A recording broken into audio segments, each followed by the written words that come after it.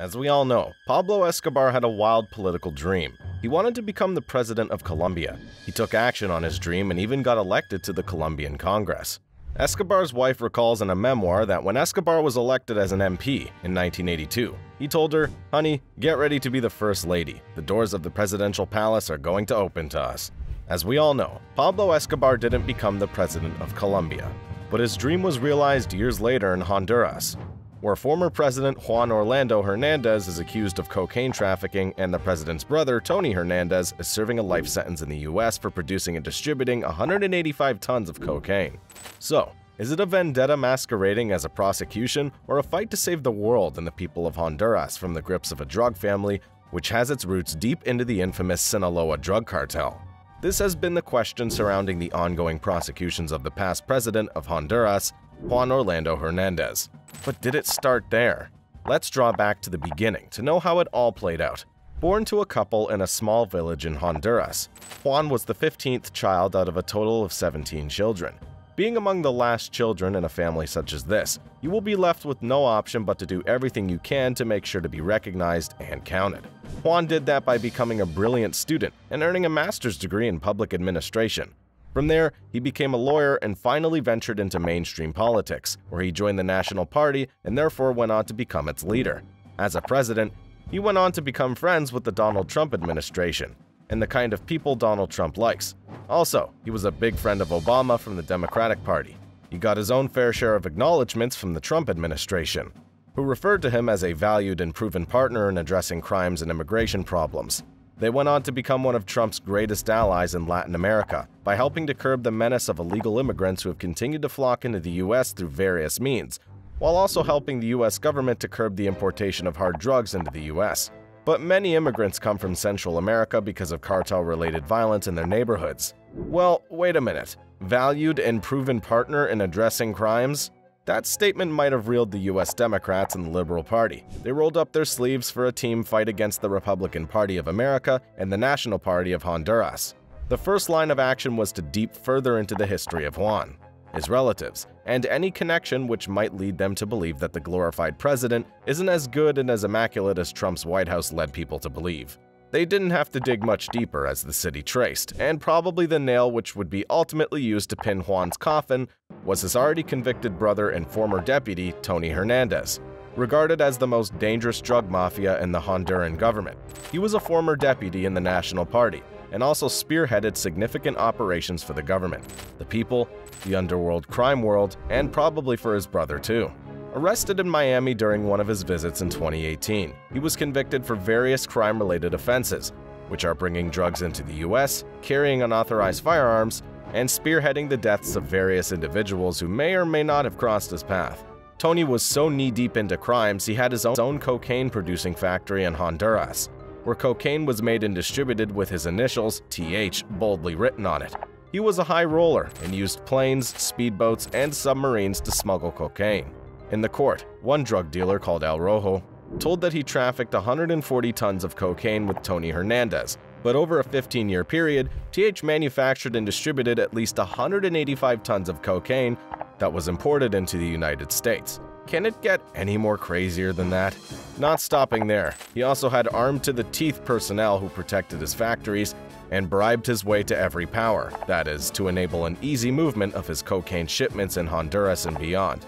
Most believed he wasn't just on good terms with the infamous El Chapo, regarded as the most dangerous drug trafficker in the world with affiliations to various world governments, but was a formidable name in his rights. Does it stop there? Of course not. How does a boy from a small village in Honduras able to get some funds to push himself through an election phase?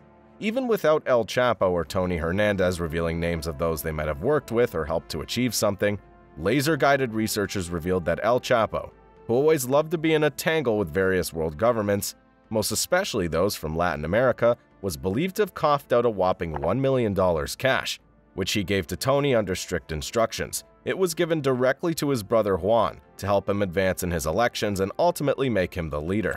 What do you think $1 million can do for an individual fighting for a position? Make him the winner, of course. And so was the case with Juan, who got into power and became the 55th president of Honduras.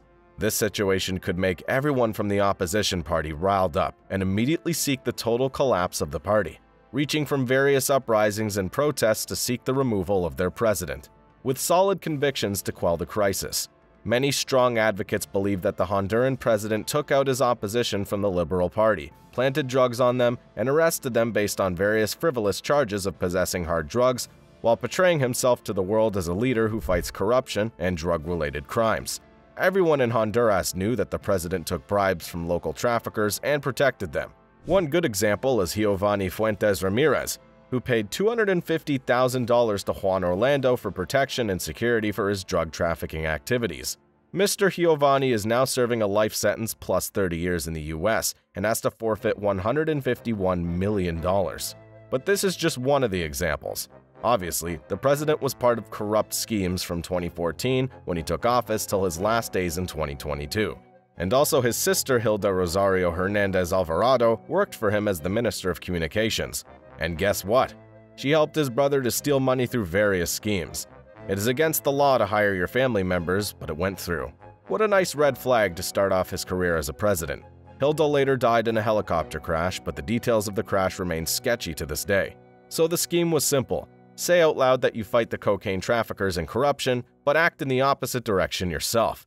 For most, they weren't moved by the show, as they believed once his brother was convicted for drugs, there was no way he would not have had notice of it, or maybe actively participated in its distributions across the globe, while using his position in office to cut down on opposition both in the crime business and the political hemisphere. Some sources even proved that he also had his initials JOH written on cocaine bricks. If this is true, then he would be the boldest president on earth, and bold is softly said.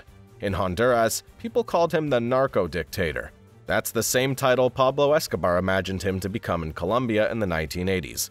Pablo's dream became a reality a few decades later, but obviously it didn't end well for the Honduran narco-dictator.